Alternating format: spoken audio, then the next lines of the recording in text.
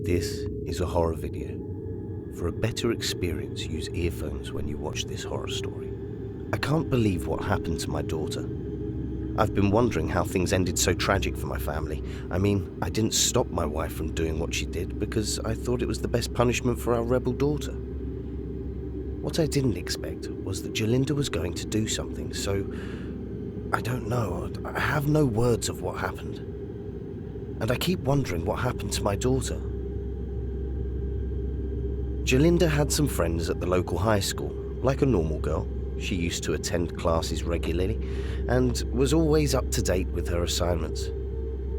On that side, we never worried about her. We knew although she wasn't a perfect student, she was always doing her best for herself and for us. Julia has always been working in a sawmill an hour away from the city. We moved here 5 years ago and she started working there immediately since she had experience and liked it. We were not rich people, but her job always allowed us to pay for Jolinda's school, save, and sometimes please ourselves like a pizza night or a restaurant. She used to pick up Jolinda after work, since she used to come back from the city and both used to arrive together. On me, I used to work in a clothing shop downtown, and because Julia used to take an hour to return and usually pick up Jolinda, I didn't want to bother her and made my own way home. Since Jolinda was such a good student at school, we never suspected about her popular friends. You see, she was beautiful and really intelligent, which attracted Bilson H., the coolest boy in school. Well, at least according to what I listened to a month ago when Jolinda was doing some slumber party with her friends Millie, Katrina and Jeannie and Leah.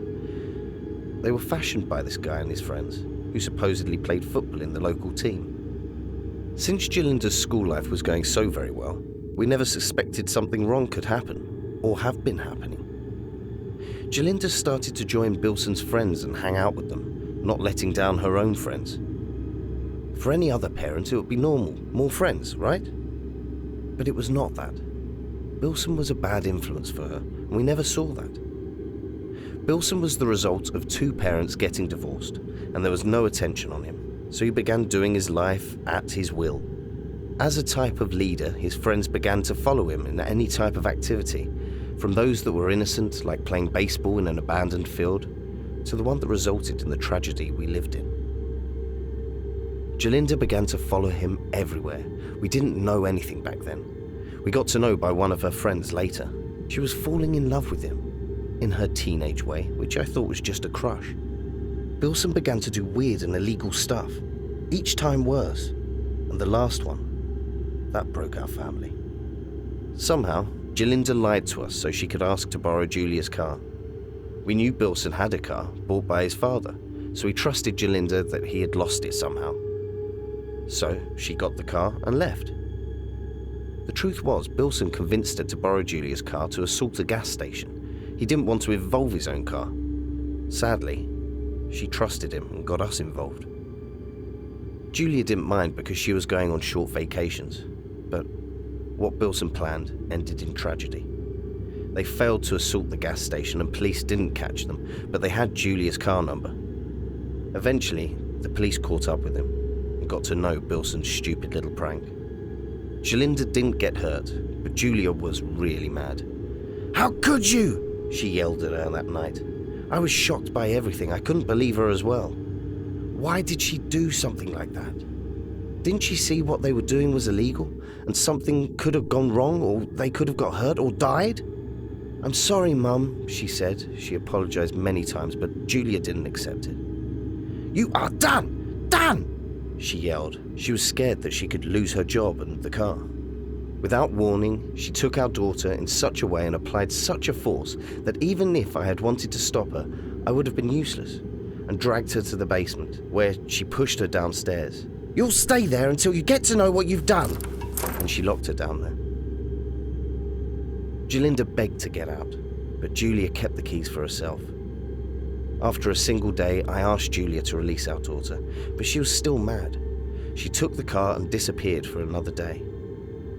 I was worried about Jolinda, and I tried to unlock the door to her, although unsuccessfully. I couldn't believe for 2 days she'd been down there, alone and without food and water. When Julia came back a day later, she brought takeaways for her, She unlocked the basement door, went down and left the food there, checking on her, but she was sleeping.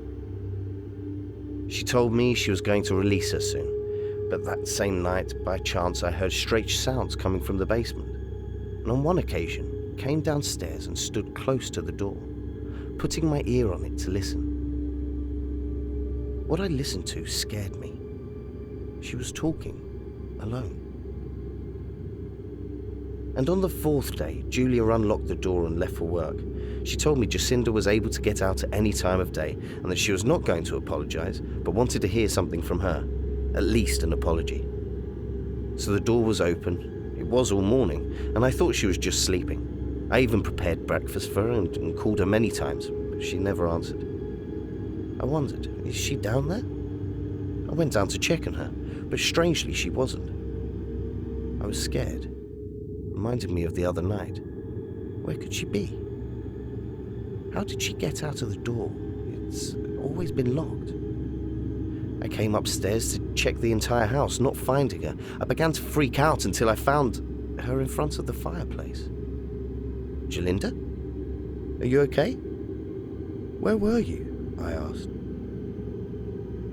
I got close to her due to the lack of answer, and I saw her face. She was serious and had a lost glance. I'm okay, Dad. I'm going to my bedroom, she said and went upstairs. I didn't see her again that night, and she didn't eat anything. Her behavior was weird, so I took the chance to go to the basement and search for something that could tell me why she was acting like that, and why she was talking alone. Julia had taken her phone and kept it away from her the entire time, so it was impossible for her to communicate with her friends. I searched as much as I could, and what I found freaked me out. I found an old book written in almost unreadable handwriting with very few phrases in English, and a table. It wasn't like a Ouija board, as I checked on the internet, and it was a different one. Did she play with dark stuff? I had to wait for Julia and talk to her, which happened that night. We talked about it, but she found it hard to believe. However, she did find it strange that she never said anything in 3 days. That same night, we listened to screams coming from downstairs, like if someone was being killed or tortured. It could only have been Jolinda. I had already called the police when I went downstairs. Julia was trying to open the basement door, which was closed and locked. She told me she didn't close it, and there was no reason for it to be locked. Why would Jolinda close herself down there? We listened to more screams, and just in time the police arrived. Officers appeared and helped us break down the basement door. When we went down, the scene was unbelievable. There were people standing around watching something. Some type of red light was glowing from the center of the basement, and our daughter was in the middle of the strange circle. "Police, don't move!" said one of the agents, who aimed at those people. They looked at him, but said no word. "What the hell is this?" asked the other officer. "Ma'am, please, you must get out of here. This is private property," said the officer, grabbing the woman by the arm. But she aggressively pulled away and pushed the officer, yelling at him. Suddenly, Jolinda started acting violently, screaming and pushing the officer who was aiming at this group, attacking him. I noticed some of the other people just vanished. In order to help the officer, Julia turned on the light. As the light turned on, it became apparent that it was now just us in the basement. Things were happening so fast that I didn't know what was happening. Jolinda was fighting against 3 men and was winning. The first and only thing I thought was the book and the table that I saw. Could it be a possession? She knocked down one of the officers, although I don't know if she killed him. She stabbed Julia on the right leg, making it impossible to move, and pushed me away against the laundry machine.